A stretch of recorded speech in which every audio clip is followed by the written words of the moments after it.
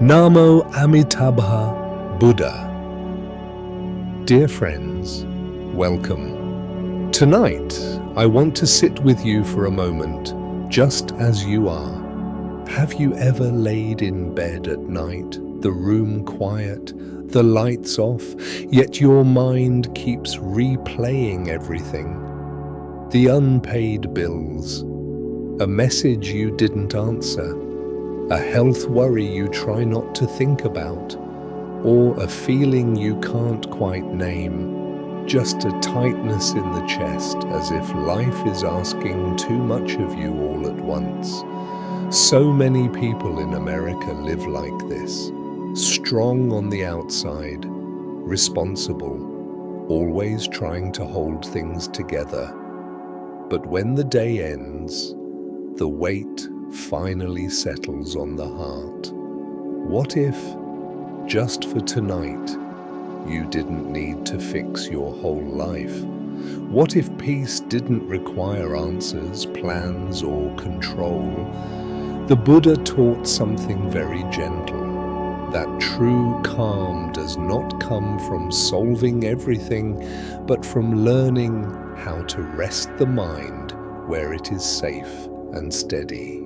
In this quiet time together, I will share a simple teaching and a soft practice that many have used to calm anxiety, ease the heart, and slowly return to inner stability. For now, take one slow breath. Let your shoulders drop and allow yourself to simply be here. The breath you just took is still settling in your body. Your shoulders may feel a little heavier now, softer, and yet, even as the body begins to rest, the mind often refuses to follow. There is a very particular kind of tiredness that so many people live with. It is not the tiredness that sleep fixes. It is the tiredness of carrying too much for too long. You lie there in the dark. The house is quiet. The street outside has gone still. But inside, the mind keeps walking back and forth like a restless guard on night duty. A thought about money appears, not dramatic, just persistent. The kind of thought that shows up as a tight jaw, a shallow breath. Then another thought. A doctor's appointment that didn't go as clearly as you hoped. A test result you are still waiting for. Your chest tightens for a moment, then loosens, then tightens again.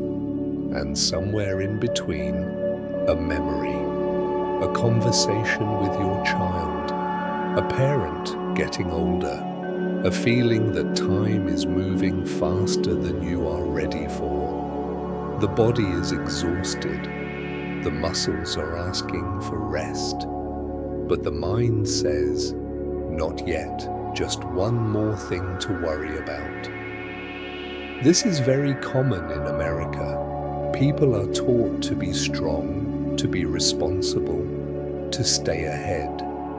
Even at night, the mind believes it must keep working as if letting go would be dangerous.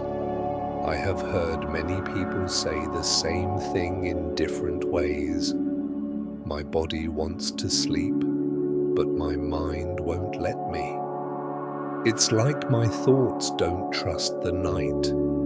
Sometimes the exhaustion feels physical. Other times it feels emotional, and sometimes it feels spiritual, as if the heart itself is worn thin. You may notice it in small details, the way you sigh without realizing it, the way your hand rests on your chest, almost instinctively, the way your breath never quite reaches the belly. In quiet moments like this, many people start to wonder, what is wrong with me? why can't I just relax like other people? But from the Buddha's perspective, there is nothing wrong with you. This restless mind is not a personal failure. It is a conditioned response.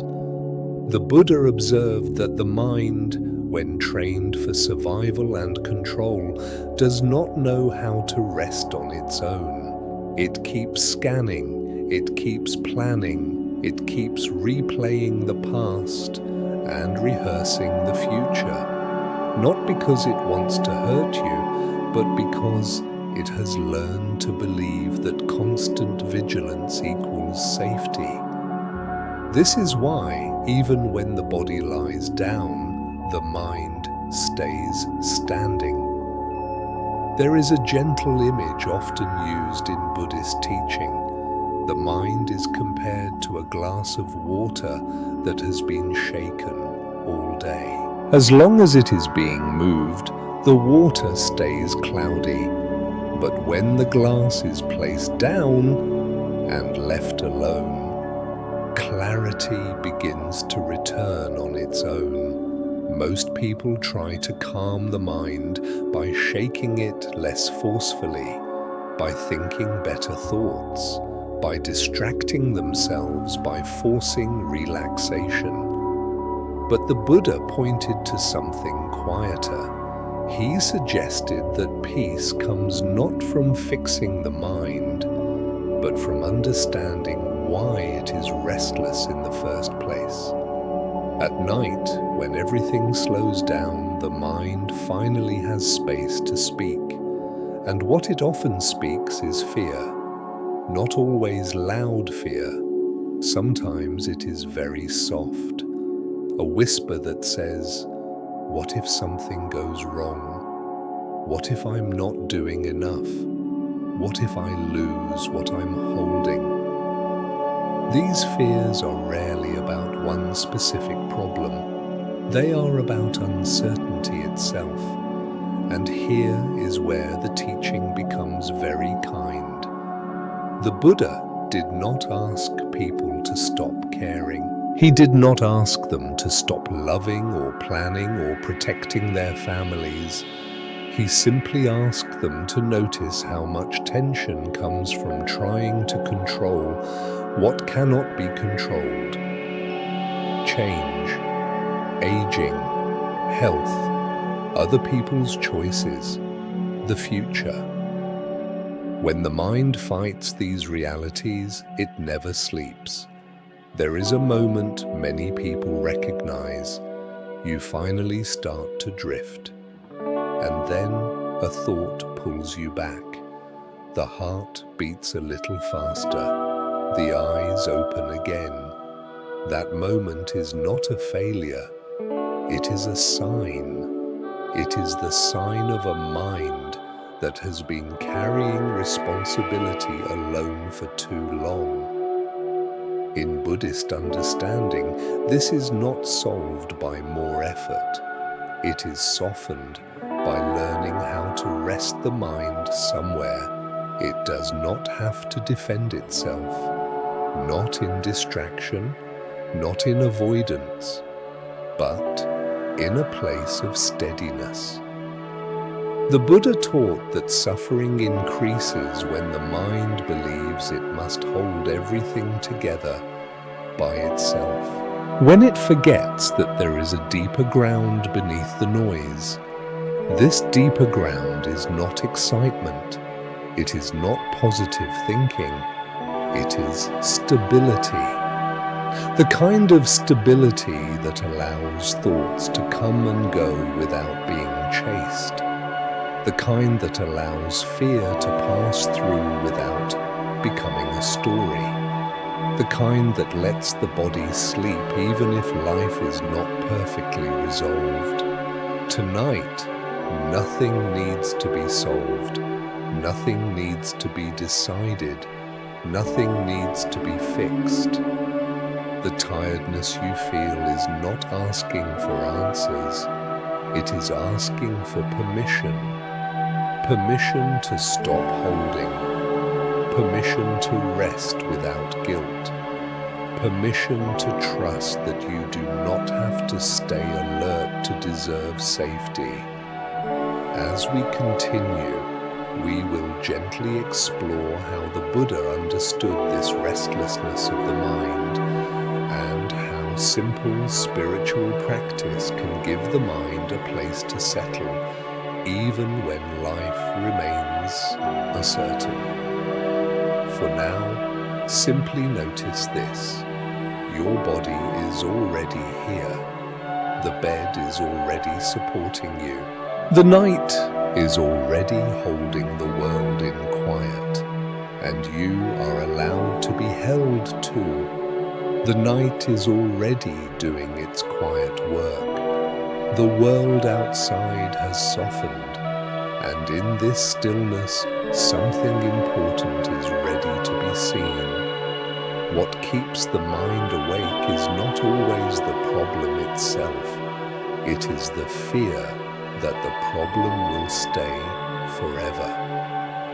A worry about money feels unbearable when it seems permanent. A health concern becomes overwhelming when the mind imagines it stretching endlessly into the future.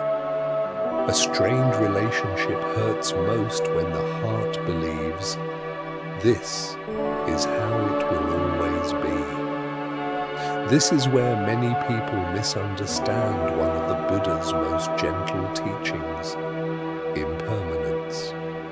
When people first hear that everything changes, it can sound frightening, as if the ground beneath us is unstable, as if nothing can be trusted. But the Buddha did not teach impermanence to take comfort away. He taught it to give comfort back. Think about the night sky for a moment. Clouds drift slowly across the moon. Some are thick, some are thin. The moon is never damaged by them. They come, they go, and the light remains. In the same way, the Buddha invited us to see that experiences move through us, but they are not us. There is a quiet relief that comes with this understanding, a subtle loosening in the chest, a breath that reaches a little deeper. Many people notice impermanence only in painful moments.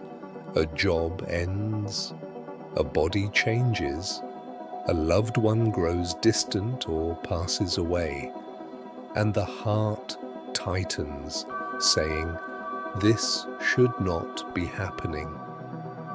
But impermanence also includes relief. It includes healing. It includes the way intense emotions eventually lose their sharp edges. The Buddha once asked his students to reflect gently. What arises will pass.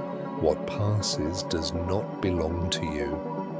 This is not cold, it is compassionate, because when the mind believes that pain is permanent, it panics, it grasps, it fights reality. And in that fight, suffering multiplies. Impermanence is not a warning, it is an invitation to stop clinging so tightly to what is already moving.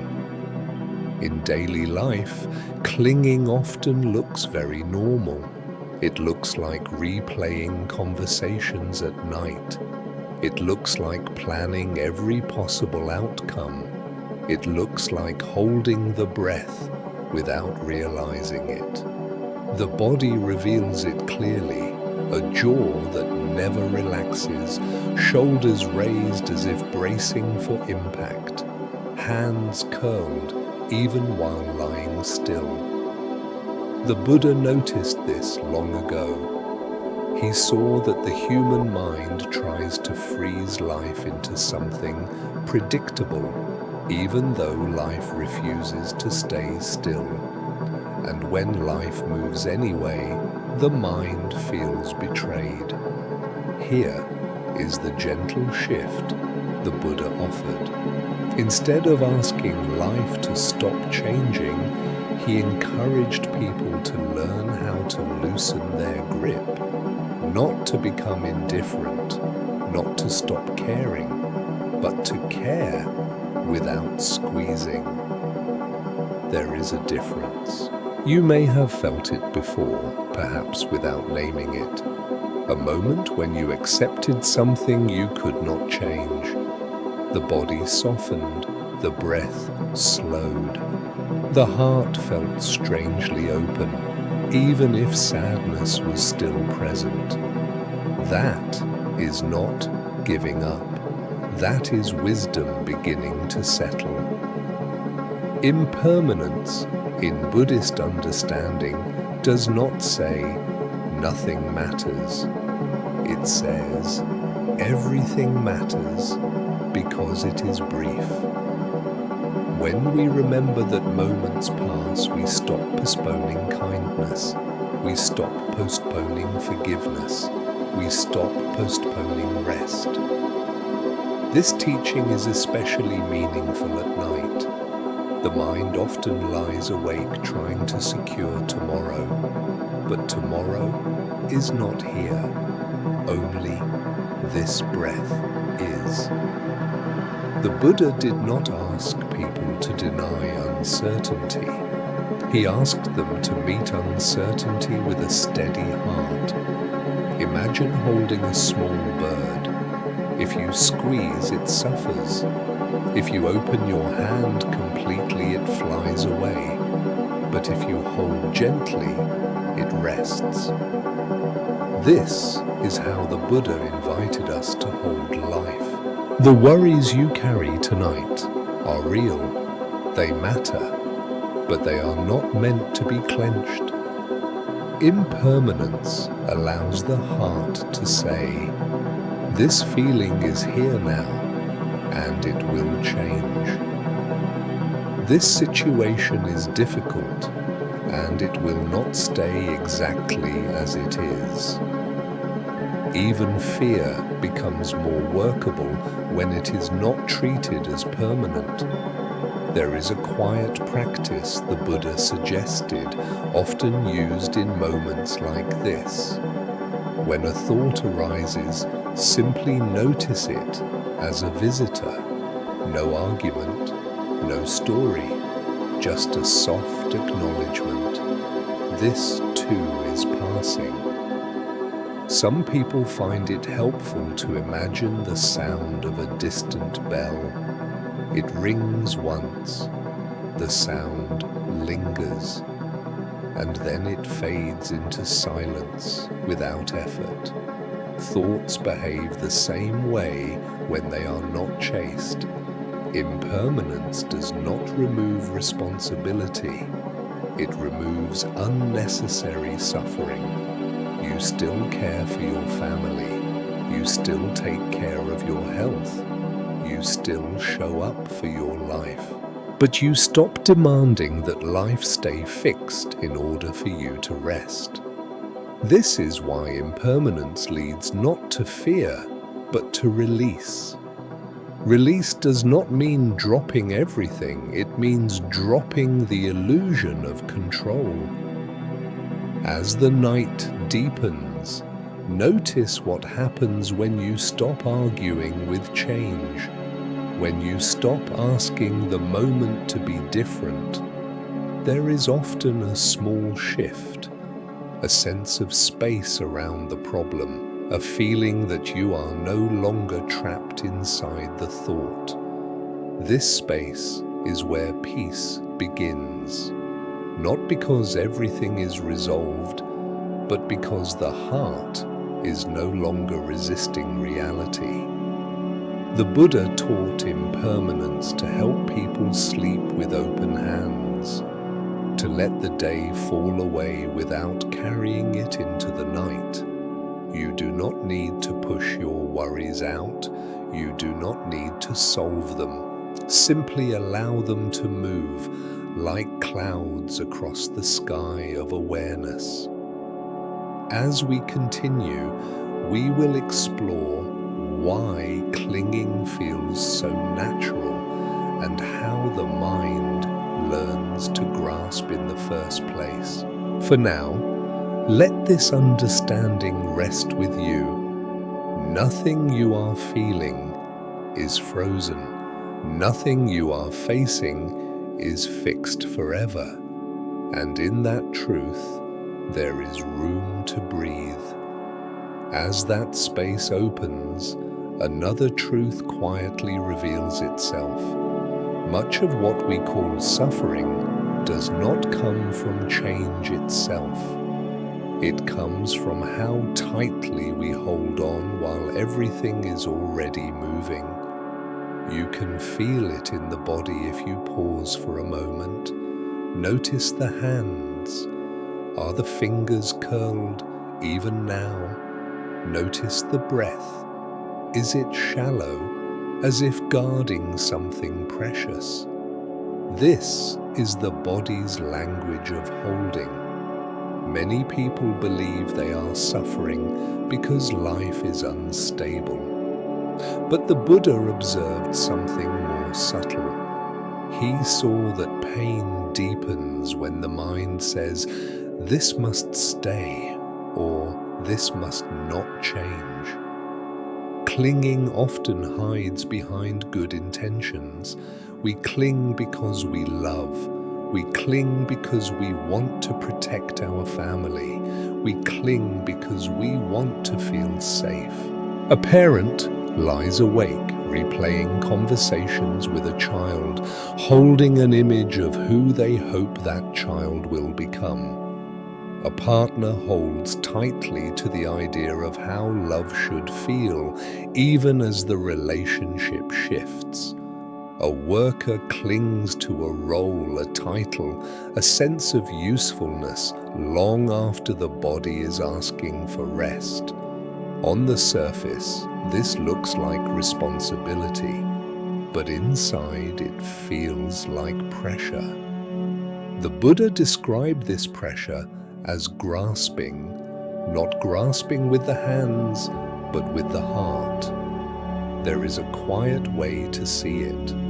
Imagine holding a rope during a storm. The wind pulls, the rain lashes, and the hands grip harder and harder until the muscles burn. The storm does not cause the pain in the hands. The gripping does. In daily life, gripping shows up as constant mental rehearsal. If I think about this enough, maybe I can prevent something bad. If I hold this together, maybe nothing will fall apart. The mind believes that control equals safety. This belief is deeply rooted in American culture. From an early age, people are taught to manage, optimize, stay ahead, to fix problems quickly, to be prepared for every outcome. These skills are useful during the day, but at night, they become a burden. When the lights go out and the world grows quiet, the mind keeps working as if danger is still present. The Buddha noticed that this habit creates exhaustion not only in the body, but in the spirit. He did not ask people to stop caring about their lives. He asked them to look closely at the cost of holding too tightly. There is a difference between commitment and clinging. Commitment is steady and flexible. Clinging is rigid and afraid. You may recognize clinging by how it feels. The chest feels narrow, the thoughts repeat. The heart does not trust silence. In Buddhist teaching, clinging is not a moral failure, it is a misunderstanding. The mind mistakenly believes that letting go means losing everything. But what actually happens is the opposite. When the grip loosens, the heart gains space. There is a small story often shared among practitioners. A woman carried a heavy bag everywhere she went. It held documents, keepsakes, reminders of her responsibilities. One evening, she sat down and placed the bag beside her instead of on her lap. Her shoulders dropped. Her breath slowed. Nothing important was lost. Clinging works the same way. It keeps life pressed against the chest when it could rest beside us. The Buddha taught that clinging has three common forms. Clinging to things being a certain way, clinging to outcomes, clinging to identity, who we think we must be. At night, these forms often blend together. A thought arises, I need to be strong. I need to handle this. I can't fall apart. The body responds by staying alert, but strength does not always look like holding on. Sometimes strength is the courage to soften. The Buddha offered a gentle reflection. When we cling to what is changing, we suffer twice. Once because change happens, and again because we resist it. This resistance is subtle. It is not loud. It is a quiet tightening that never rests. Letting go in Buddhist understanding does not mean giving up responsibility. It means releasing the extra tension added by fear. A parent can love without gripping. A worker can care without bracing. A person can plan without losing sleep. The key is not what you hold, but how you hold it. There is a moment some people experience during deep fatigue. They realize they cannot keep gripping forever, and something inside whispers, enough.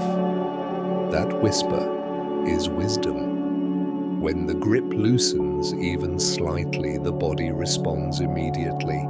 The jaw unclenches, the breath lengthens, the heart feels less cornered. This is not indifference. It is relief. The Buddha taught that suffering decreases not when life becomes predictable, but when the heart learns not to fight uncertainty.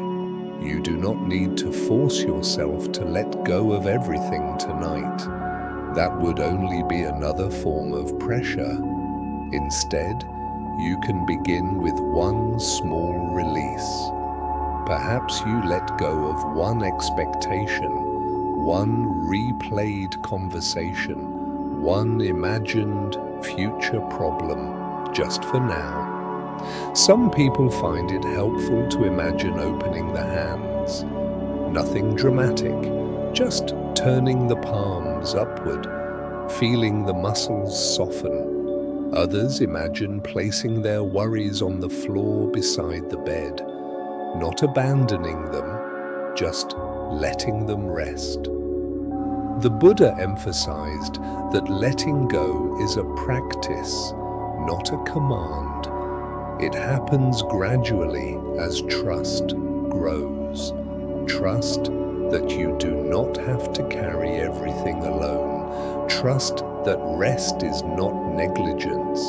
Trust that life continues even when you pause. As the night deepens, notice what happens when you stop gripping the moment. When you allow things to be as they are, without tightening around them. There may be sadness, there may be uncertainty, but there is also space. And in that space, the heart can finally breathe. As we continue, we will explore where true stability comes from and how the mind can learn to rest without clinging even when life remains imperfect. For now, let your hands soften. Let the breath come naturally and allow the night to hold what you no longer need to grip. As the grip softens, something else becomes possible. Not happiness, not relief that everything is suddenly okay, but a different kind of calm, quiet, steady, and unshakable. Many people search for peace as if it were a feeling. They wait for a warm emotion to arrive, a sense of ease, a moment when nothing hurts. And when that feeling fades, as all feelings do, they believe peace has failed them. The Buddha pointed to something deeper. He taught that true peace is not an emotion at all. It is stability of the mind, a steadiness that remains even when emotions rise and fall. This steadiness is often described as concentration or collectedness, not the kind that strains or forces focus, but the kind that gathers the mind gently, the way twilight gathers the day. You can recognize it not by excitement, but by how the body responds. The shoulders drop without effort. The breath finds its own rhythm. The face smooths as if it no longer needs to perform. Nothing dramatic happens, and yet something important has settled. Many people confuse calmness with numbness. They worry that if they stop reacting, they will stop caring. But steadiness does not dull the heart. It strengthens it. There is a difference between a mind that is calm because nothing is happening and a mind that is steady even when something is happening. The second kind is what the Buddha was pointing toward. Imagine standing by the ocean. Waves rise and fall. Some are gentle, some are strong, but beneath the surface, the water moves slowly, evenly, without disturbance. The waves are emotions. The deeper water is steadiness.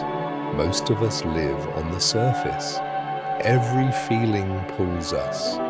Every thought demands attention. At night, this becomes especially clear. A single worry can ripple through the entire body. Sleep disappears. The heart races. But when steadiness is present, something changes. The worry still appears, the emotion still passes through, but it does not knock the mind over. This is why the Buddha did not promise constant comfort. He offered inner stability. Stability does not mean the absence of pain. It means pain does not take over the entire inner world. A person with steadiness may feel sadness, but the sadness does not become despair. They may feel fear, but the fear does not turn into panic. There is room around the feeling. This room is what allows rest. In modern life, especially in America, people are trained to solve problems quickly, to analyze, to fix, to improve. These skills are valuable, but they do not teach the mind how to rest. At night, when problem solving has nowhere to go, the mind spins. The Buddha observed that the mind needs a place to settle, just as the body needs a place to lie down. Steadiness provides that place. It is not created by thinking harder. It is cultivated by gently returning the mind to something simple and trustworthy. Often, that something is the breath. Sometimes it is a sacred phrase. Sometimes it is a quiet awareness of being supported by the bed, by the earth, by life itself. The Buddha taught that when attention rests in one place without being forced, the mind naturally becomes collected. Collected does not mean tense, it means gathered, like leaves floating toward the center of a pond when the wind dies down. There is a subtle moment many people experience during this gathering. Thoughts slow, not because they are pushed away, but because they are no longer chased. The mind stops arguing with itself. In this state, emotions still arise, but they move through like weather passing across a wide landscape. This is why steadiness is so important for those who suffer from anxiety or sleeplessness. Anxiety feeds on scattered attention. It grows when the mind jumps from one fear to the next. Steadiness interrupts that pattern, not by suppressing fear, but by holding it within a larger, calmer awareness. The Buddha compared this to placing a wild animal inside a spacious enclosure. It can move, it can make noise, but it cannot harm. When steadiness is present, the mind does not feel trapped by its own contents. There is a gentle dignity that comes with this, a sense of being grounded even in uncertainty. Some people describe it as feeling rooted, others as feeling anchored, still others as feeling held. This is not mystical, it is deeply human. You may notice it when you stop trying to relax and simply allow yourself to rest. When you stop demanding a particular feeling and allow whatever is present to be. The Buddha taught that steadiness grows through repeated, patient practice, not through force, not through perfection. Even a few moments of collected attention change the nervous system. The heart rate slows, the muscles soften, the mind remembers how to settle. Over time, these moments connect. Steadiness becomes familiar. It becomes a refuge, not a place you escape to, but a way you stand in the world. This is why peace does not depend on circumstances. It depends on whether the mind has learned how to stay. At night, this learning becomes especially gentle. The body is already still. The senses are fewer. The mind has a chance to taste rest without distraction. You do not need to achieve steadiness tonight. You only need to allow the possibility of it. Notice how the body responds when you stop reaching for a particular feeling, when you stop checking whether you are calm enough.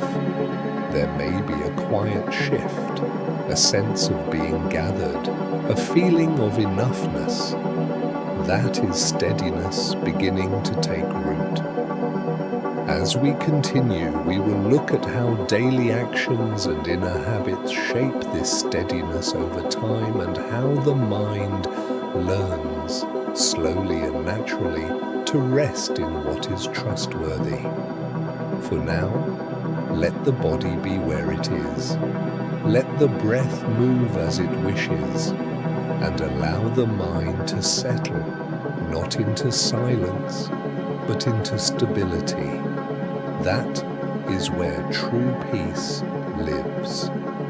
As steadiness begins to take root, another understanding gently comes into view.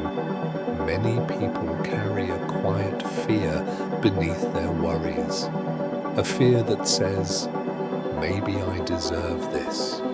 A fear that asks, is this happening because I did something wrong? When life becomes difficult, illness, financial strain, family tension, the mind often looks for someone to blame, and sometimes that blame turns inward. This is where the idea of karma is often misunderstood. Karma is not a punishment, it is not a cosmic scorecard, and it is not a sentence handed down by the universe.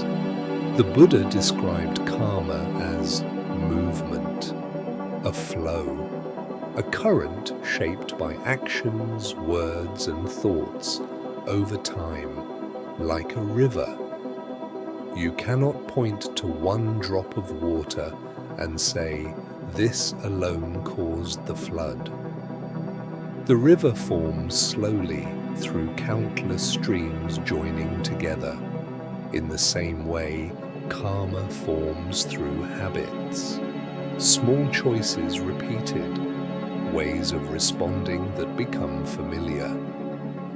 You can sense this in everyday life. When stress arises, some people tighten and rush. Others pause and breathe. Over time, those responses shape very different inner worlds. The Buddha observed that karma begins in the mind, not as belief, but as intention. A tense thought, a kind thought, a fearful reaction, a patient pause. These are not neutral. They leave impressions. Imagine walking across a field again and again. A faint path appears. With repetition, it becomes easier to follow, even without thinking. Karma works the same way. This is why the Buddha emphasized awareness, not guilt. Blame does not change the current. Understanding does. Many people in America carry a heavy sense of responsibility. They believe they must control outcomes to be safe. They replay the past, trying to locate the exact moment things went wrong. But karma does not ask you to find a single cause. It asks you to notice the direction you are moving now. There is a quiet relief in this. It means your life is not locked. It means nothing is fixed in place. It means the stream can shift, even in very small ways. You may notice how the body responds when this understanding lands. The shoulders ease. The breath deepens.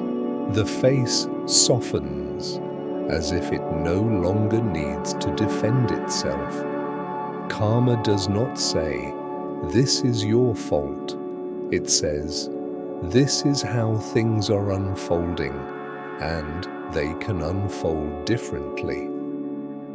The Buddha taught that every moment carries a choice, not always a dramatic choice, often a subtle one. Will the mind tighten or soften? Will the words be sharp or gentle? Will the heart close or open just a little? These choices shape the stream. Many people worry that karma means they are trapped by the past. But the Buddha emphasized the present. He pointed out that the present moment is where the current is strongest. It is where intention has the most power. This is especially important at night. When the body is tired, the mind often returns to old patterns automatically. Worry, regret, fear. These patterns feel familiar, and familiarity can feel like truth. But familiarity is not destiny. The Buddha offered practices to help people step out of automatic currents, not by fighting them, but by introducing something steady and wholesome into the flow. This is where spiritual practice becomes practical. When attention rests on something calm and reliable, the mind's direction begins to change. Think of a boat caught in a strong current. If you panic and thrash, you are carried farther downstream. But if you find a steady point, a rock, a rope, a quiet inlet, the movement slows. In Buddhist practice, that steady point is often a sacred phrase, a breath, or a feeling of reverence and trust. When people gently repeat a meaningful phrase, the nervous system responds. The breath evens out. The heart rate slows. Thoughts lose some of their urgency. This is not magic. It is cause and effect. A calm action leads to a calmer result. Over time, these moments accumulate. The stream changes course. This understanding brings hope without denial. You may still be facing difficulty. Bills still exist. Bodies still age. Relationships still require care. But the inner current begins to soften. Karma does not promise a life without challenges. It promises that how you meet those challenges matters deeply. A harsh thought creates one kind of future. A gentle thought creates another. The Buddha taught that compassion is not only for others, it is for yourself as well. When you stop treating difficulty as a verdict, the heart relaxes. Many people feel this most clearly when they stop asking, "Why is this happening to me?" and begin asking, "How am I responding right now?" This question is empowering. It returns agency to the present moment. Karma is not about control.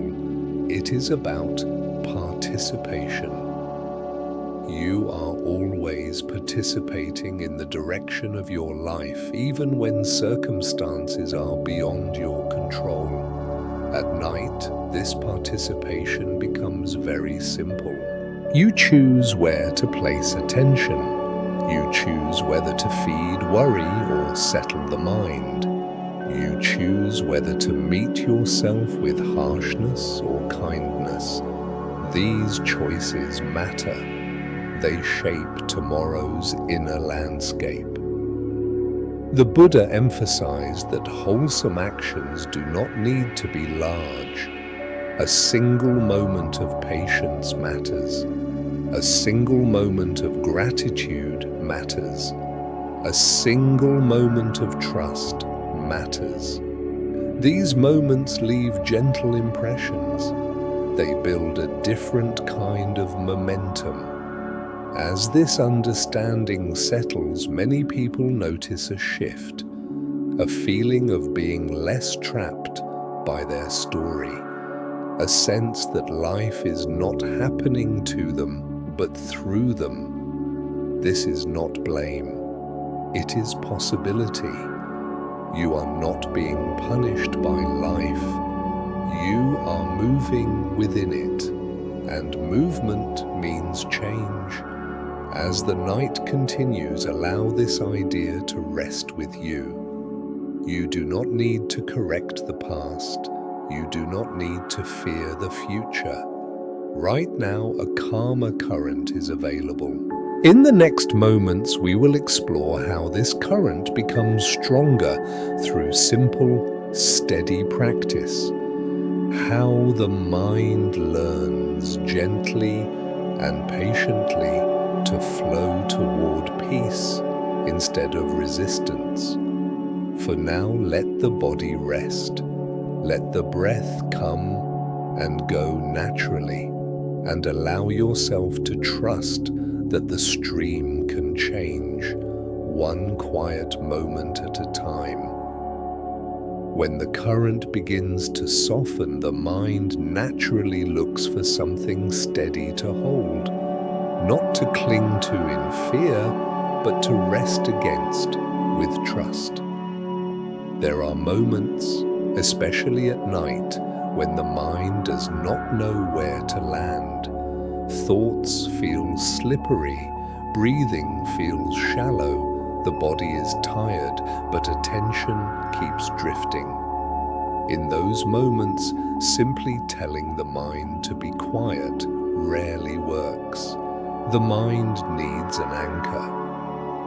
This is where the practice of reciting a sacred name becomes deeply compassionate. For many people, repeating the name of Amitābha Buddha has been that anchor, not as a demand, not as a superstition, but as a place to rest attention when nothing else feels stable. You may notice how the body responds when a meaningful sound is repeated gently. The jaw loosens, the tongue relaxes. The breath begins to follow the rhythm. The room feels the same. Life remains unresolved. But inside, something steadies. Many people misunderstand this practice. They imagine it as pleading for rescue or bargaining for a better future. But the Buddha's teaching points in a different direction. Reciting a sacred name is not about asking the universe to fix your life. It is about training the mind to rest in what is wholesome and calm. When attention is scattered, anxiety grows. When attention is gathered, the nervous system settles. This is not belief, it is cause and effect. You can feel it directly. There is a quiet dignity in repeating a sacred name. It does not argue with thoughts. It does not push emotions away. It simply offers the mind something gentle and trustworthy to return to. Many people first turn to this practice during difficulty. A hospital waiting room, a sleepless night, a moment when the heart feels too heavy to hold alone. One person once described it like this: when everything felt like it was falling apart, the name was the only thing that stayed. That staying is important. In Buddhist understanding, what the mind returns to again and again shapes its direction. This is how karma shifts. When the mind repeatedly returns to fear, fear deepens. When it repeatedly returns to a calm, benevolent presence, calm strengthens. Reciting the name of Amitābha Buddha is a way of introducing that presence into the flow of attention. You may notice how different this feels from positive thinking. There is no pressure to feel better, no demand for optimism, just repetition, just rhythm, just return. The sound itself becomes a refuge. Some people repeat the name softly out loud. Others whisper it. Others repeat it silently, matching it with the breath. Each approach is valid. What matters is the quality of attention, gentle, unforced, sincere.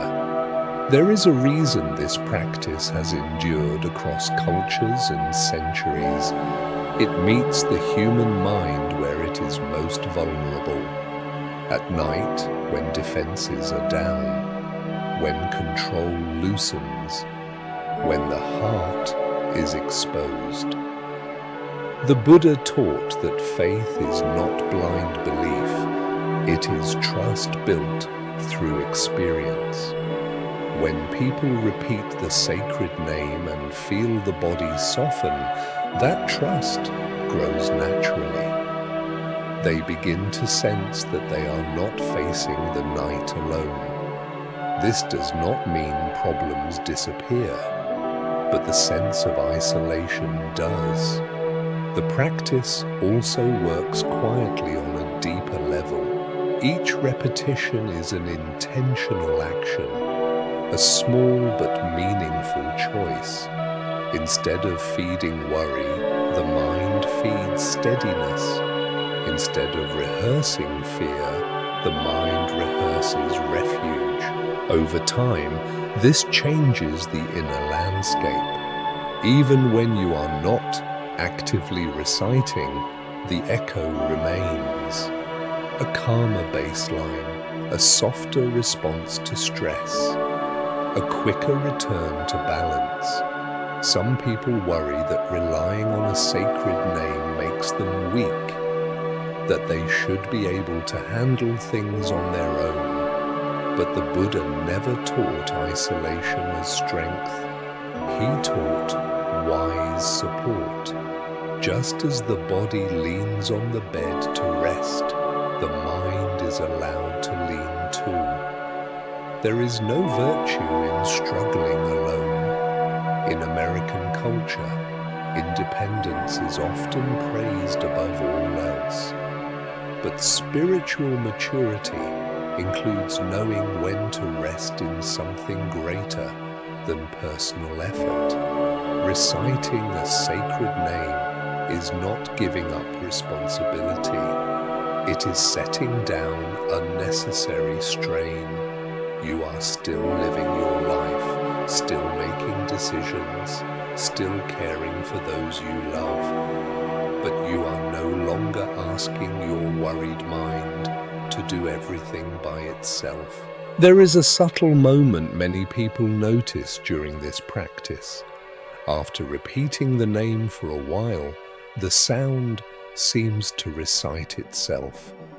The effort drops away. The breath flows naturally. The body feels held. This is not imagination. It is what happens when attention and rhythm align. The Buddha described this as the mind settling into a wholesome object, not through force, but through familiarity. At night, this familiarity becomes a doorway to rest. If thoughts arise, they arise within the sound. If emotions surface, they are held by the rhythm. Nothing needs to be pushed out. The practice is spacious enough to include everything. This is why it is so effective when the mind does not know where to go. When meditation feels too abstract. When silence feels threatening. The sacred name offers company.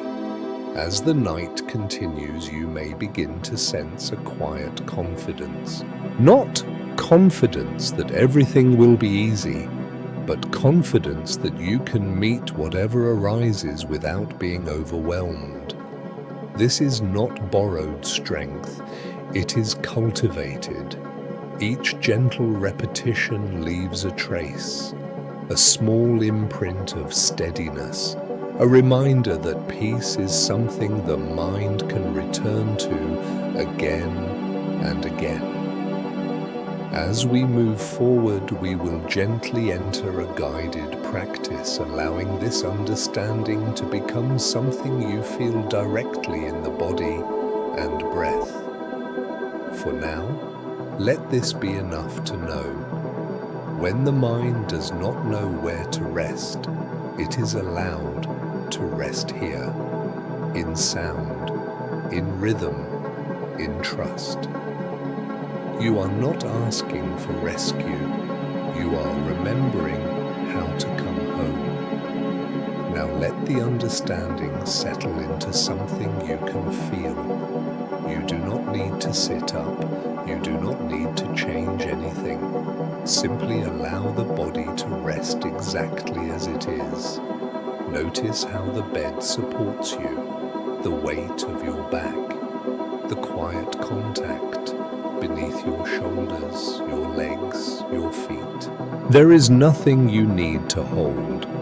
Begin by letting the breath arrive on its own. No counting, no shaping, just noticing the gentle rise and the soft fall. If it helps, imagine the room dimming just a little more, as if the night itself is leaning in to listen.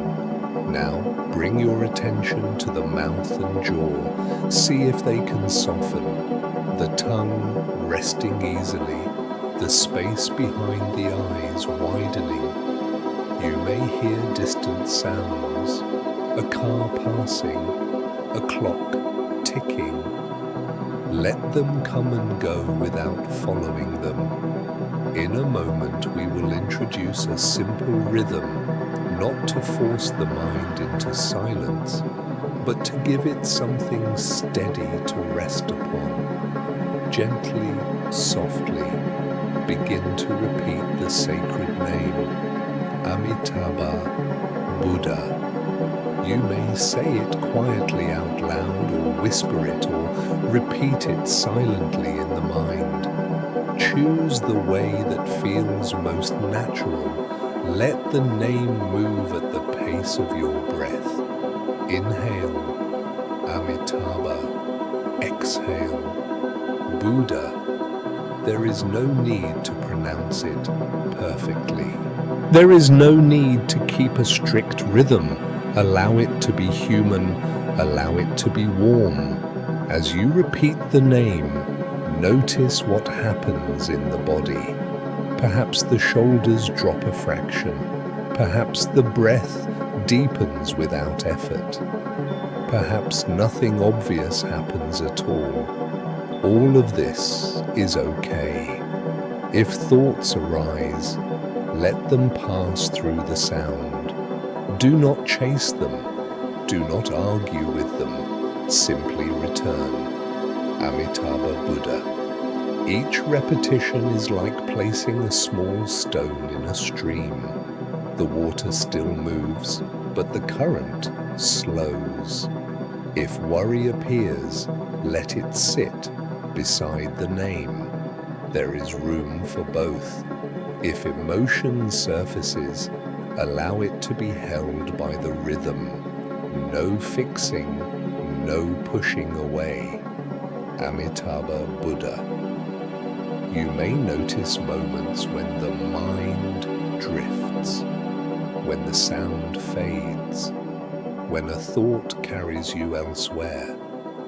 When you realize this has happened, there is nothing to correct. Gently return. Amitābha Buddha.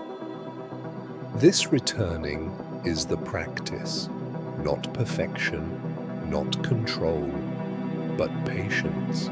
As the minutes pass, you may feel a subtle gathering, the mind less scattered, the body more at ease.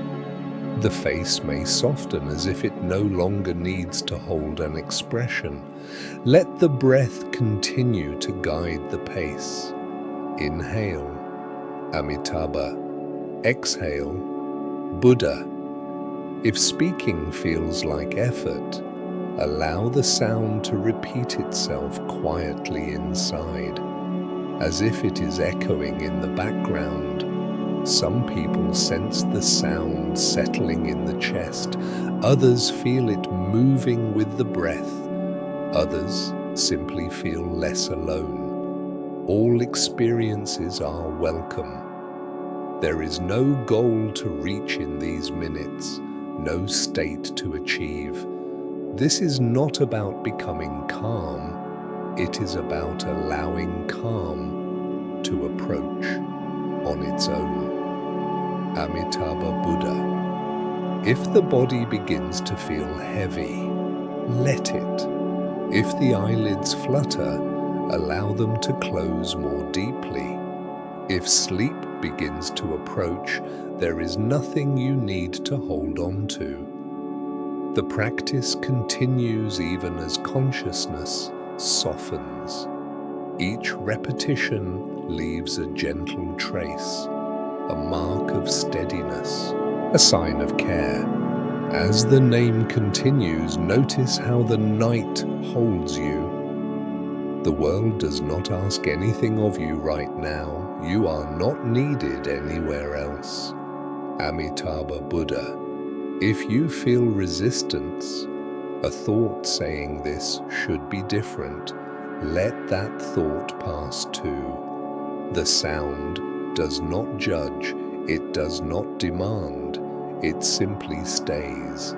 You may imagine the sound as a small, steady lamp in the dark.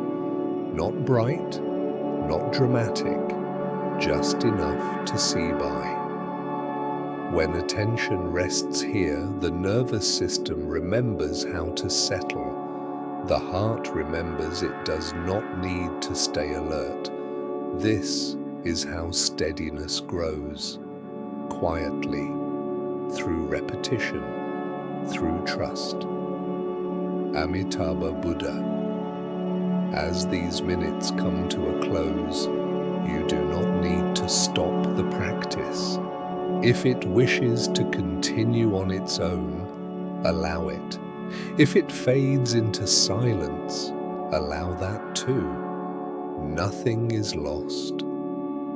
The mind has been given a place to rest. The body has been given permission to soften. Carry this gentleness with you into the next moments of the night. There is no rush. There is no pressure. When the mind needs something to hold, it knows where to return. Amitābha Buddha. Let the breath flow. Let the body rest. And allow the night to unfold in its own quiet way. As the sound fades into a gentle quiet, notice what remains. There is often a softness now, a warmth in the chest, a sense that the night feels a little less empty. This is a natural moment to let the heart widen. When the mind becomes steadier, compassion rises on its own, not as an idea, as a feeling that wants to move outward. You may notice someone appearing in your awareness, a face, a voice, a presence that carries meaning for you. It could be a parent whose health worries you, a child finding their way in a complicated world, a partner carrying stress they rarely speak about, a friend who feels far away, or someone you love who is no longer here. You do not need to choose deliberately. The heart knows who comes forward. Allow that person to be present gently, without forcing details. Perhaps you see their face relaxed.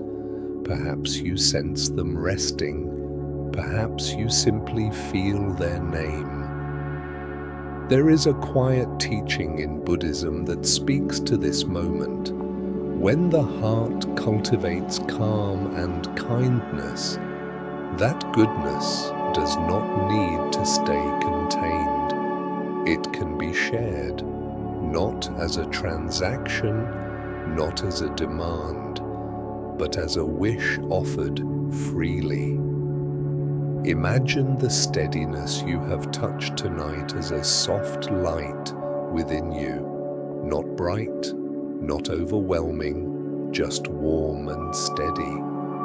With the next few breaths, let that light expand slightly, filling the chest, the shoulders, the space around the heart.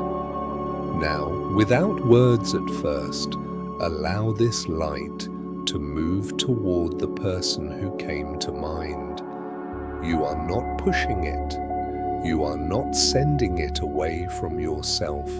You are allowing it to include them. Some people imagine this light traveling gently, like a candle flame carried by a calm hand.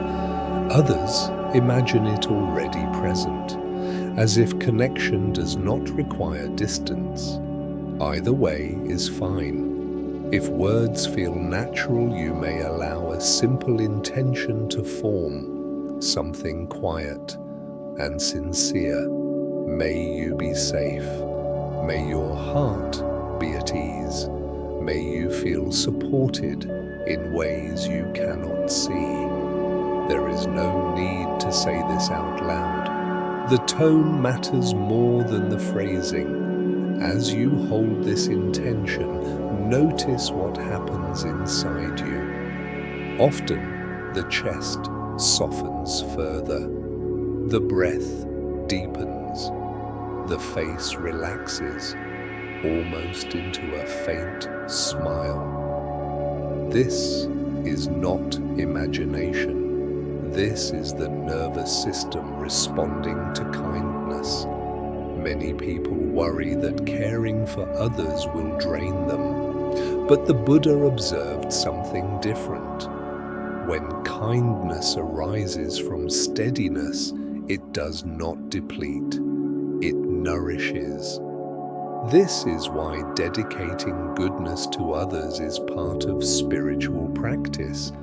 It completes the circle. You may wish to include more than one person, perhaps your family as a whole, perhaps those who are ill, perhaps those who feel alone tonight. You can let the light widen further, like ripples moving across still water. There is no limit here. Some people choose to include those they have difficulty with, not to excuse harm, not to erase boundaries, but to release the weight of carrying resentment into the night. If this feels too much, you do not need to force it. Compassion grows at its own pace. You may also include yourself. This is important. Many people offer care outward easily, but forget to receive it inwardly. Allow the same gentle wish to rest on your own heart. May I be at ease. May I rest without fear. May I be held by this moment. In Buddhist understanding, this sharing is not symbolic. It is an intentional act. Each sincere intention shapes the heart. Each moment of goodwill leaves a trace. Over time, these traces become a way of being. This is how goodness accumulates, not as points, but as a quality that colors perception. People often notice this shift in small ways. They respond more patiently, they speak more gently, they recover from stress more quickly. These changes affect families. They affect relationships. They affect the tone of daily life. In this way, dedicating goodness is practical. It aligns the inner world with the outer one. There is a quiet dignity in ending the day this way, not rehearsing fear, not replaying mistakes, but turning the heart toward care. Some people imagine this moment like placing a bowl of water outside at night. The water reflects the sky without effort. Stars appear. The moon appears. Nothing is forced. The heart, when offered kindness, reflects it naturally. If someone you love is struggling far away, you may feel a small ache alongside the wish. That is okay. Let the ache be there. Compassion often carries tenderness. You are not required to fix what you cannot reach. Offering care is enough. As this practice settles, you may feel a sense of quiet completion, as if something has been set down gently. The night feels fuller, less solitary. Take a few breaths here. Notice the weight of the body, the softness in the face, the steadiness beneath the thoughts. If sleep comes, let it come. If wakefulness remains, let it be calm. You have taken time not only to rest the mind, but to open the heart. That matters. Before moving on, allow one final intention to form, simple and unadorned. May the peace touched here support those I love. May it support this home. May it support this night. There is nothing else to do. The offering has been made. The heart has spoken. Now you may rest, knowing that care has been shared, and that even in stillness, goodness continues to move quietly through the world. As the heart settles after offering peace to others, a quiet question often appears. How does this gentleness continue once the night ends? How does it move from the stillness of prayer into the noise of daily life? The Buddha answered this not with grand gestures, but with attention to small, ordinary actions. He taught that goodness grows the way gardens do, through daily care, not rare miracles. Many people imagine spiritual merit as something distant or ceremonial, something earned only through long retreats or dramatic sacrifice. But the Buddha pointed to something much closer. He showed that intention shapes action, and action shapes the direction of the heart. You can see this in the smallest moments. A tired cashier meets your eyes for just a second. You slow down instead of rushing. Your voice softens when you say, "Thank you." Nothing extraordinary happens, and yet the body feels lighter. This is how goodness works, quietly, through contact. In American life, days move fast. Schedules are tight. Attention is divided. It is easy to believe that spiritual practice must compete with responsibility. But the Buddha taught that practice lives inside responsibility. When kindness appears in ordinary moments, it becomes sustainable.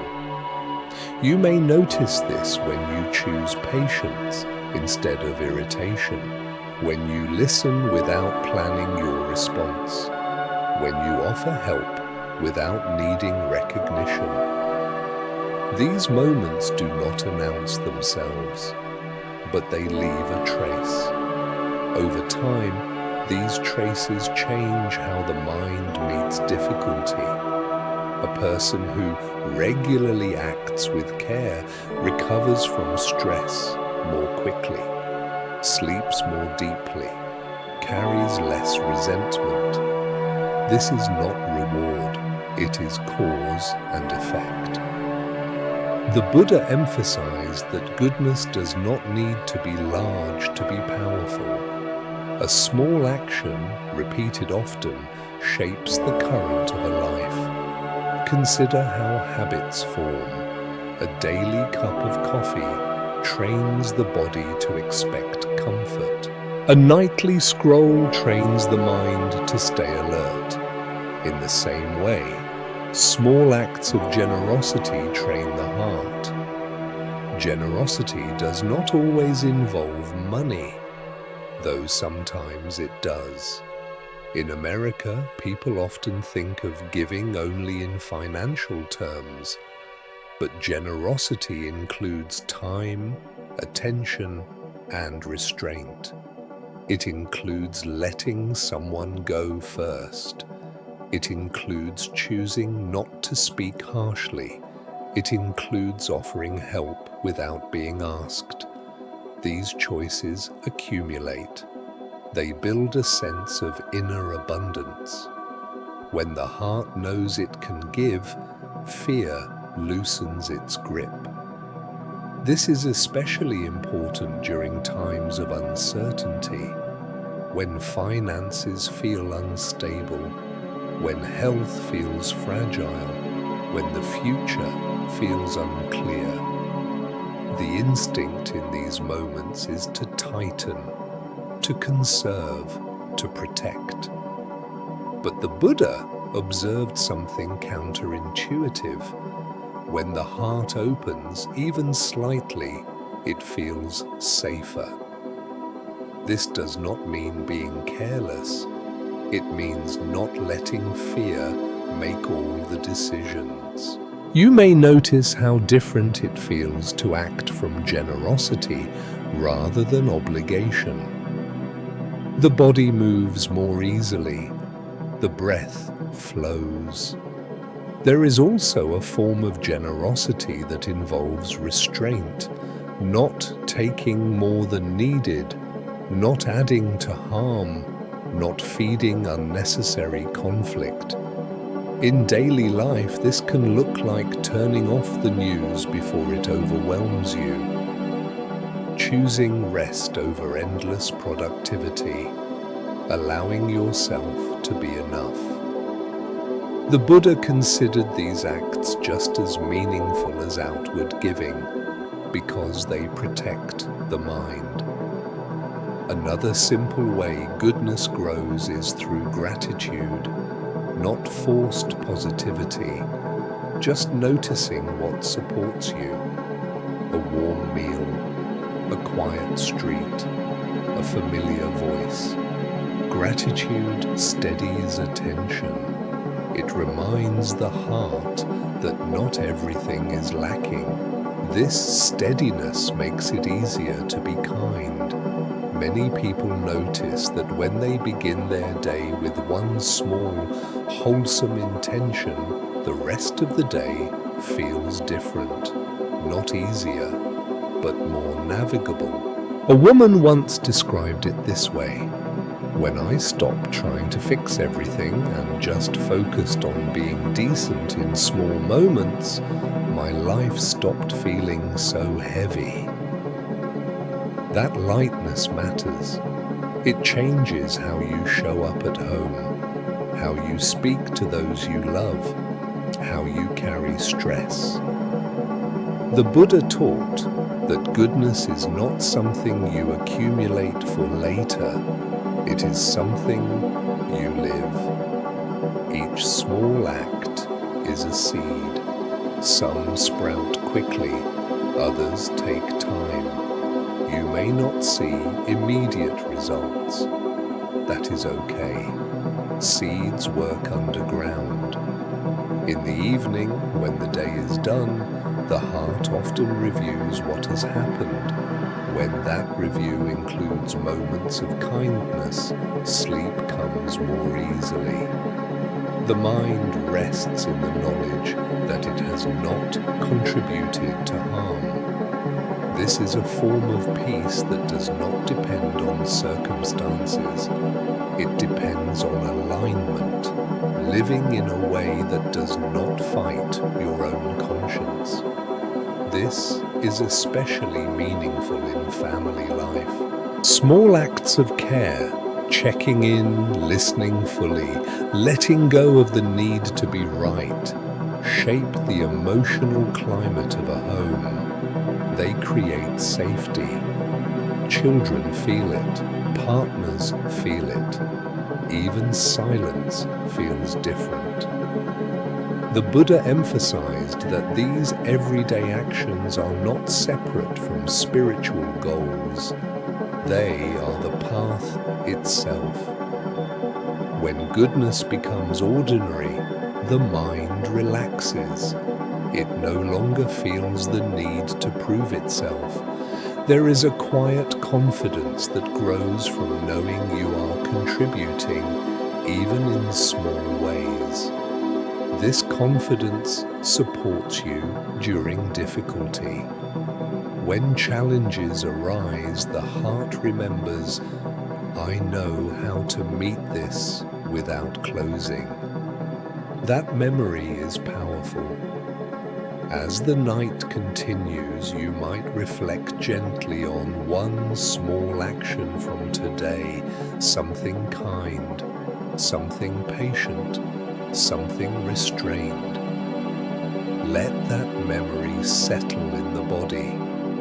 Notice how it feels to remember yourself acting with care.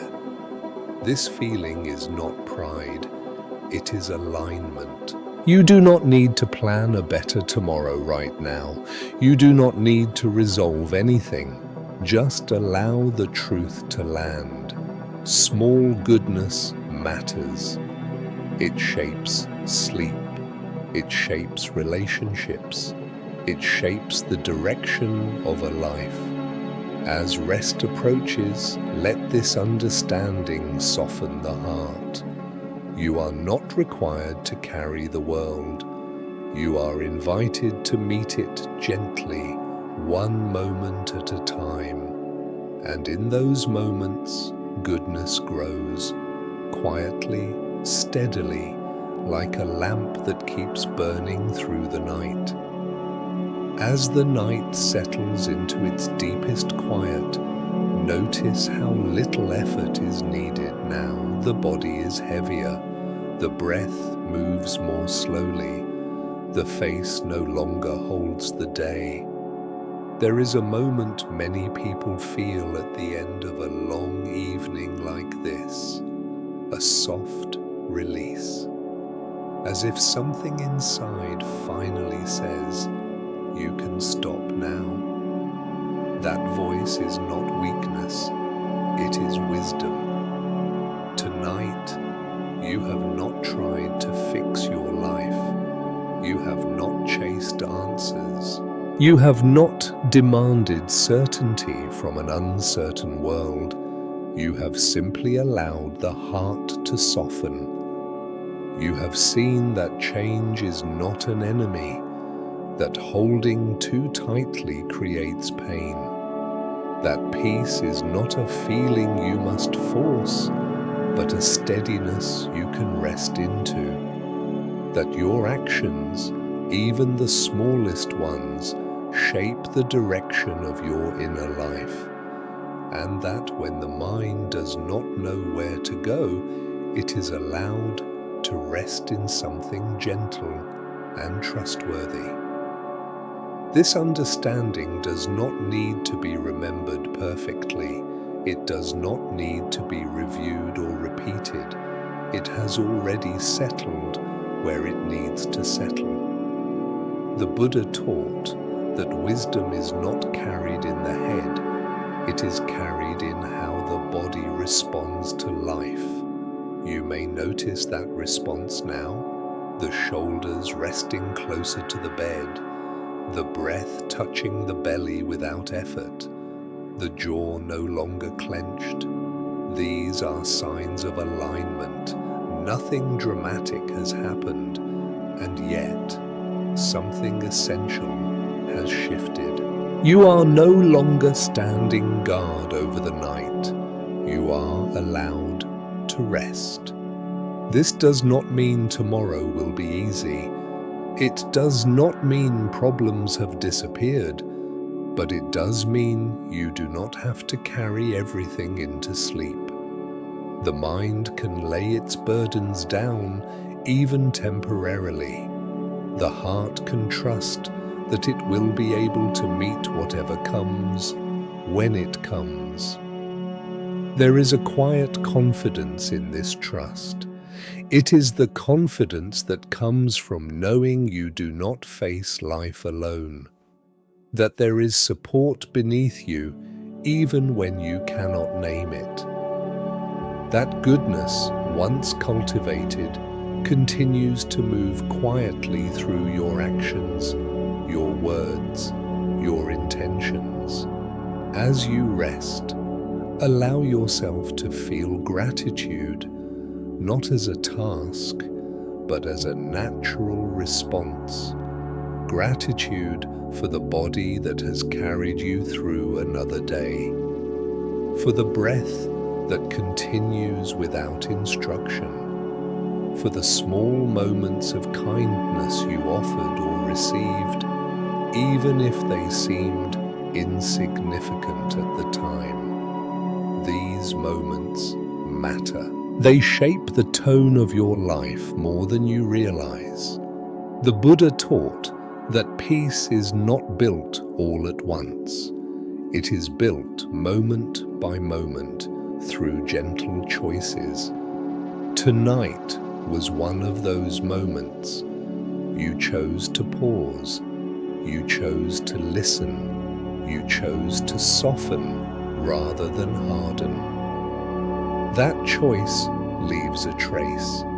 It will meet you again tomorrow, perhaps when you need it most. If sleep has already begun to pull you under, allow it to take you fully. There is nothing left to attend to. If wakefulness remains, let it be calm. There is no hurry. The night is patient. Before the mind drifts completely, allow one simple blessing to form, not as a wish you must send, but as a quiet acknowledgement. May this rest restore what has been depleted. May this steadiness carry forward into tomorrow's choices. May kindness continue to move through this life quietly and steadily. There is no need to hold these words. They do not need to be remembered. Their tone is enough. As you sleep, the body will continue its quiet work, repairing, releasing, balancing. The mind, freed from its duties, can follow. You have done enough for one day.